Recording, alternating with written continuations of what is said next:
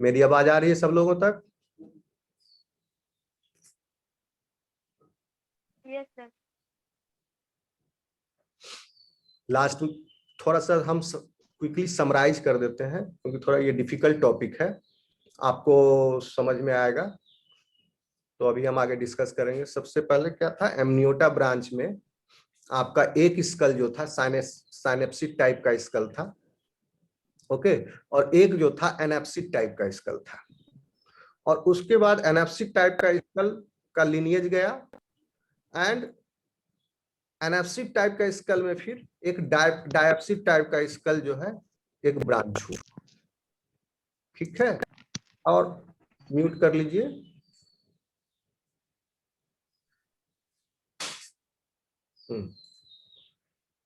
तो डायप्सिड क्या type, sir? क्या बोले?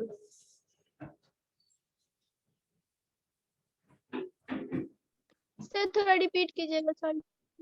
अच्छा, एमनियोटा ब्रांच जो था किसका, टेट्रापोडा का। 1 सेकेंड।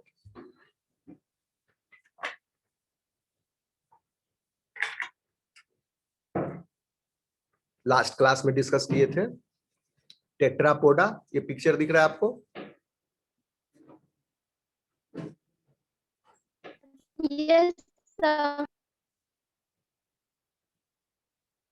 टेट्रापोडा में, चूंकि ये टेट्रापोडा पहले अपीयर कहाँ हुआ, अभी तक लाइफ कहाँ चल रहा था, समुद्र के अंदर। तो टेट्रापोडा का एंसेस्टर कहाँ आया, समुद्र में। ठीक है, टेट्रापोडा के पास क्या था, क्या हुआ था टेट्रापोडा के साथ, फिन्स जो है डेवलप हो गए थे, किसके, लोब वाले ऑस्टिस्थिस के। ठीक है, लोब वाला ऑस्टिस्थिस कौन था, सार्कोप्टेरिगी।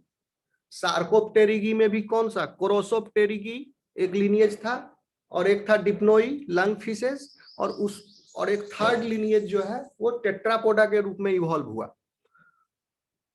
पढ़ाए थे ना लास्ट में। तो टेट्रापोडा के रूप में जब इवॉल्व हुआ, क्योंकि उसमें लोब फिन था, तो बोन्स डेवलप हुए, ह्यूमरस, रेडियस, एल्ना। तो उसके बाद मौका मिला लाइफ को कि हम लैंड पर भी आ सके, क्योंकि अब लैंड पर आने के लिए उसको लिम्ब की जरूरत होगी। Land requires limb. तो लिम्ब का डेवलपमेंट स्टार्ट हो गया था, किससे, फिन से। किसके फिन से, ऑस्टिस्थिस वाले कौन से ब्रांच, जिनका लोब था। ठीक है, तो अब जब वो थोड़ा थोड़ा जमीन पर आकर के रहने लगे, मडी एरिया, स्वैम्पी एरिया शुरुआत में, तो एक लिनिएज जो एम्फीबिया के रूप में डेवलप हुआ। ये मॉडर्न डे एम्फीबियंस बाद में आए, पहले एंसेस्ट्रल एम्फीबियंस थे, वो सब एक्सटिंक्ट हो गए। ओके, फिर एक, और साथ ही साथ एक लिनिएज जो है थोड़ा सा और ट्राई किया कि हम और लैंड पर और सूखा धरती पर जीवन व्यतीत करें। तो उसके लिए क्या आवश्यकता थी, अंडा की आवश्यकता थी, क्योंकि फर्टिलाइजेशन अभी तक कहाँ हो रहा था, एक्सटर्नल, पानी के अंदर फर्टिलाइजेशन हो रहा था। अब लैंड पर आएगा तो फर्टिलाइजेशन के लिए आवश्यकता क्या है, एक्वेटिक मीडियम ऑलवेज। तो लैंड वाले जब एनिमल्स जब लैंड पर आएंगे तो उनके लिए फर्टिलाइजेशन के लिए कोई अलग मैकेनिज्म लगाना पड़ेगा, तो उसका इवोल्यूशन हुआ। Okay, as a result of which and on the basis of the egg, इसमें एग हुआ टेट्रापोडा के एक ब्रांच में। जब एग, यहाँ भी एग था, एम्फीबिया में भी एग था, इसके ऊपर जो आपके ग्नेथोस्टोमाटा थे, फिर उसके ऊपर प्रिमिटिव कोर्डेटा थे, उसमें भी एक था, इकिनोडर्मेटा उसमें भी एक था, बट वो those eggs were simple type of eggs. Egg है, उसके ऊपर जेली कोट है, एम्फीबिया, और एक साथ बहुत सारा एग ले किया जाता है, और एक्सटर्नल फर्टिलाइजेशन होता है। मेल वहीं पर गैमीट रिलीज करता है तुरंत एक्वेटिक मीडियम में, और directly on the top of egg male releases its egg, sorry gamete, तुरंत फर्टिलाइजेशन होता है। चूंकि पानी में फिर नहीं तो गैमीट बिखर बिखर जाएंगे, दूर दूर हो जाएंगे, तो उनका ऐसे भी मोटिलिटी बहुत हाई होता है। तो टेरेस्ट्रियल लाइफ में आने के लिए एक ऐसा एग की जरूरत था जो कि जिसका अपना एक लिक्विड मीडियम हो, तो फिर अंडा का विकास हुआ, इसका अलग टाइप का अंडा बना। तो इस टाइप का अंडा में क्या हुआ, फर्टिलाइजेशन मेम्ब्रेन डेवलप हुआ जो कि एम्ब्रियो को प्रोटेक्ट करे, उसके अंदर अपना उसका स्विमिंग पूल हो, पूल है लिक्विड फ्लूइड से भरा हुआ जो कि एमनियोटिक सैक था, बताए थे। एमनियोटिक सैक के अंदर क्या था, एमनियोटिक फ्लूइड था, और एमनियोन जो था 4 एक्स्ट्रा एम्ब्रियोनिक मेम्ब्रेन का एक, one of the embryonic membrane is amniotic membrane, second one is chorion, okay, third one is allantois, and fourth one is yolk sac.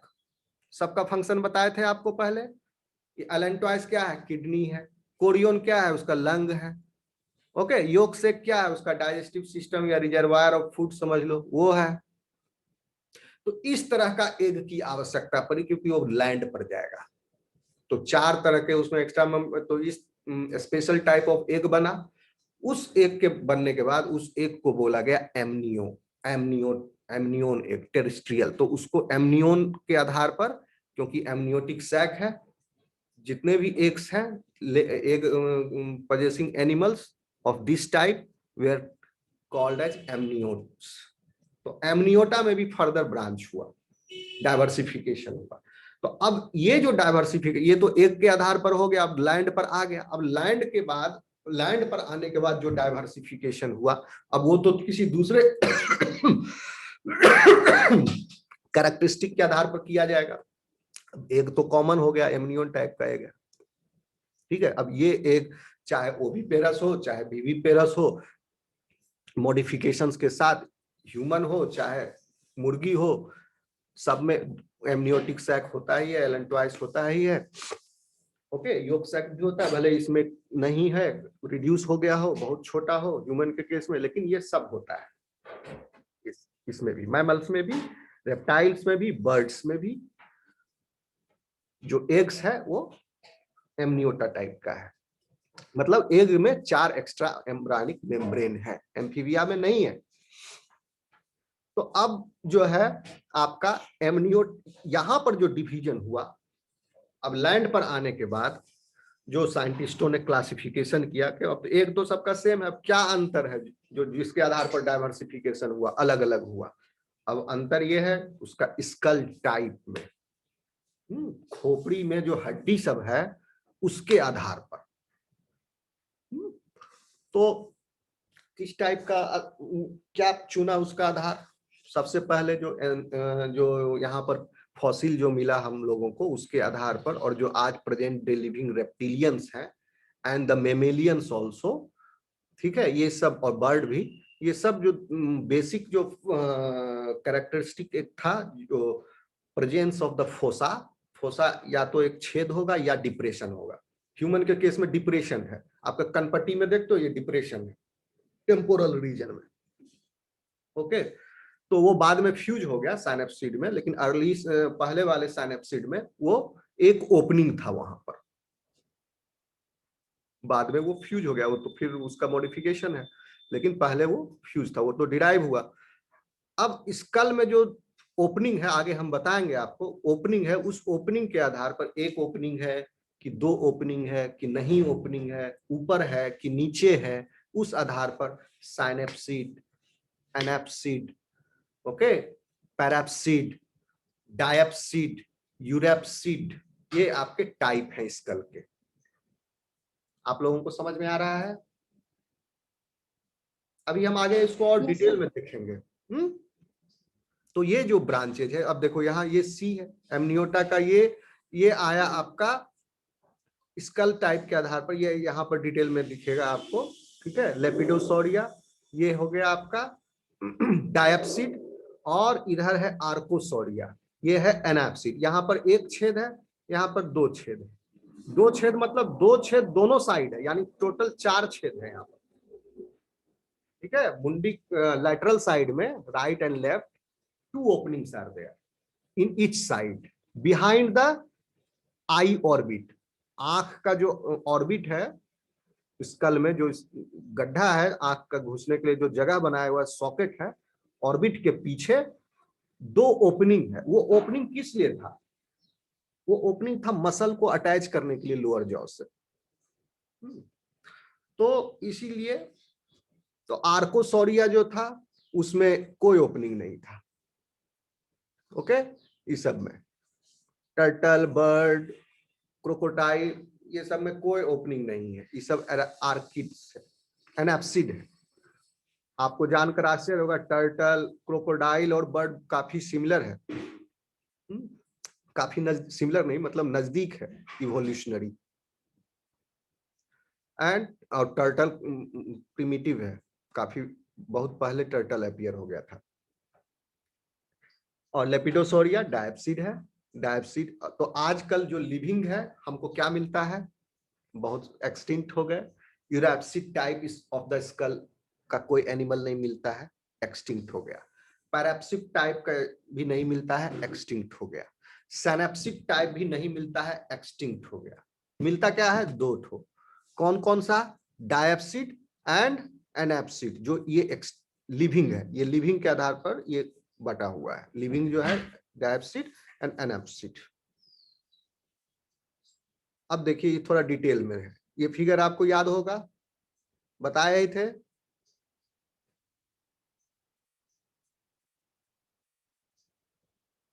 Hello, ठीक, आवाज आ रही है? Yes sir. समझ में आ गया था या इसको एक्सप्लेन करें या आगे बढ़े, बताओ।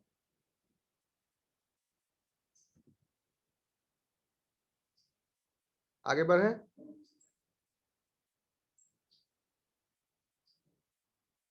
Yes sir.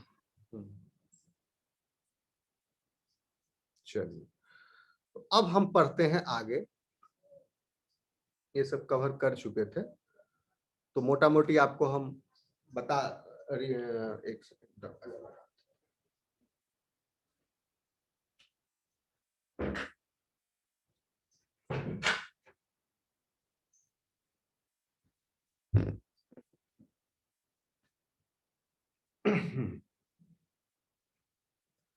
अब आप ओवरऑल देखिए कि रेप्टाइल्स में कौन कौन से सब क्लास हैं। एनाप्सिडा, सैनेप्टोसूरिया, इस्थियोप्टेरिगिया, आपको याद कराए थे, ASI, LAS, लास्ट एनाप्सिडा, सैनेप्टोसूरिया, इस्थियोप्टेरिगिया, लेपिडोसोरिया, आर्कोसोरिया, सैनेप्सिडा। अब अभी थोड़ी देर पहले आपको बताया सैनेप्सिडा एक्सटिंक्ट हो गया। ओके, एंड आपका सैनेप्सिड टाइप ऑफ स्कल एक्सटिंक्ट हुआ, और कौन सा बताए थे, पैराप्सिड टाइप का एक्सटिंक्ट हो गया। पैराप्सिड टाइप का कौन सा है, ये इस्थियोप्टेरिगिया, इसमें पैराप्सिड टाइप का स्कल था, ये भी एक्सटिंक्ट हो गया। इस्थियोप्टेरिगिया का एग्जाम्पल देखिए यहाँ फिगर में है। कौन थे, कैसे थे इस्थियोप्टेरिगिया, दिखने में कैसे लगते थे, ये देखो, ये दिख रहा है, ये फिश जैसा दिख रहा है आपको। पानी में रहने वाला रेप्टाइल था, ये बहुत बड़ा, व्हेल से भी बड़ा, या व्हेल के आकार का लगभग, यानी पानी में रहने वाला, समझो डायनासोर तो नहीं है लेकिन डायनासोर जैसा है। ओके, इस्थियोप्टेरिगिया एक्सटिंक्ट हो गया। और फिर शुरू से देखिए, एनाप्सिडा जो है आपका, इसमें कोटिलोसोरिया और मिसोसोरिया एक्सटिंक्ट है ऑर्डर, सिर्फ चिलोनिया अभी बचा हुआ है, सिर्फ चिलोनिया बचा हुआ है अभी प्रेजेंट है। रेप्टाइल में आपका एनाप्सिड, टर्टल इज एनाप्सिड, पैरारेप्टाइल भी एनाप्सिड था, ठीक है। एम्फीबिया भी एनाप्सिड टाइप का स्कल है उसके पास।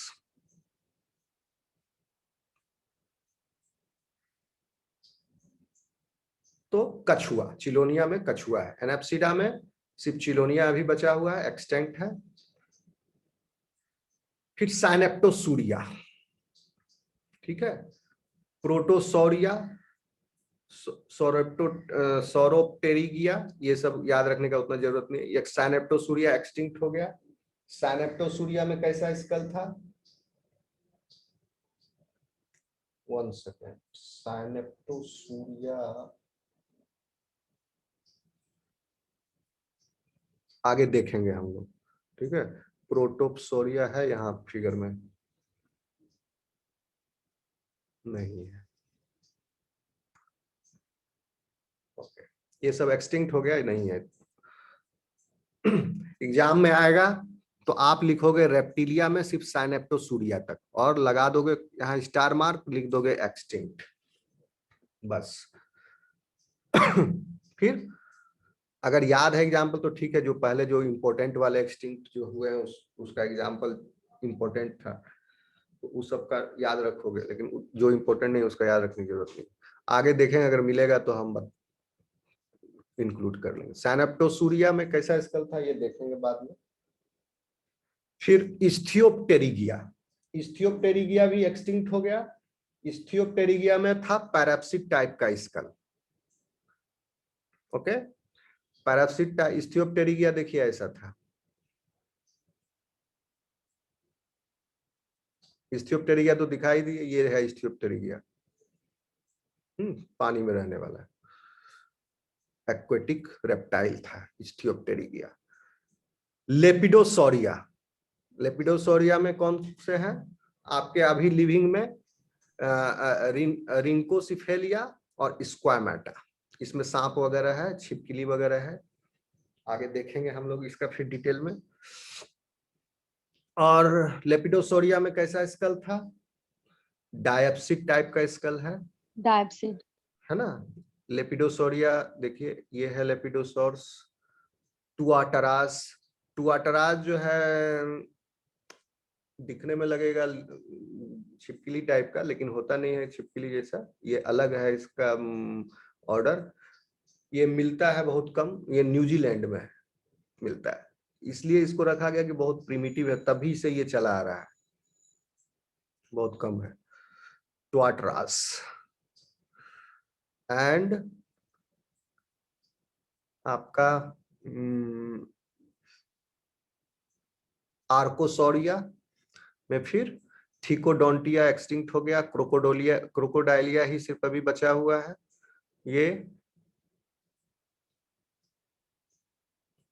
क्रोकोडिलिया और भी सारे जो थे वो एक्सटिंक्ट हो गए। ये सब स्क्वामेट्स जो है इसमें सांप वगैरह है, ये तो आप देखिए लेप्टोसोरिया।